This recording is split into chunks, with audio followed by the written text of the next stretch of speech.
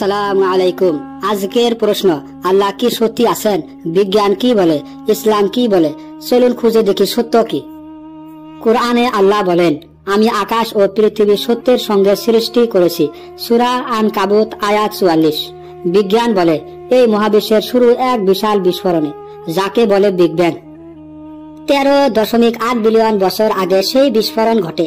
তখন কিছুই ছিল না, সময় না, স্থান না, এক হঠাৎ শুরু, সবকিছু সৃষ্টি হতে লাগলো।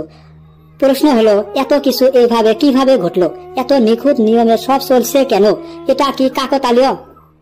নিউটন বলেছিলেন, এত নিখুঁত সৃষ্টি এক স্রষ্টা ছাড়া অসম্ভব। আইনস্টাইন বলেছিলেন, God doesn't play dice with me universe. এটা কি শুধু মতামত, নাকি বিজ্ঞানীরা ঈশ্বরে বিশ্বাস করেন? কুরআন বলে, তিনি সৃষ্টি করেন, তিনি পুনরায় সৃষ্টি করবেন। সূরা রুম আয়াত ২৭। এই নিখুঁত মহাবিশ্বের পিছনে কি নেই কোনো নিয়ন্ত্রণ? চলুন দ্বিতীয় অংশে জানি আরো গভীর বিশ্লেষণ, সত্যের আরো কিছু চিহ্ন। স্বাগতম দ্বিতীয় পর্বে। আমরা আগেই দেখেছি বিগ ব্যাং এর মিল।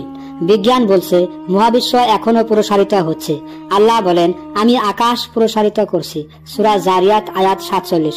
এটা কি কেবল মিল, নাকি আল্লাহর কুদরত? বিজ্ঞান সব ব্যাখ্যা দিতে পারে না, কিছু প্রশ্নের উত্তর কেবল কুরআনে। ইসলাম বলে, আল্লাহ এক, তিনি স্রষ্টা, তিনি মানুষকে মাটি থেকে সৃষ্টি করেছেন। সূরা মুমিনুন আয়াত ১২।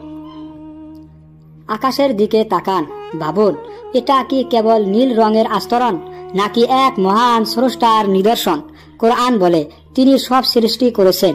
তাহলে আপনি কি ভাবছেন, আল্লাহ কি আছেন?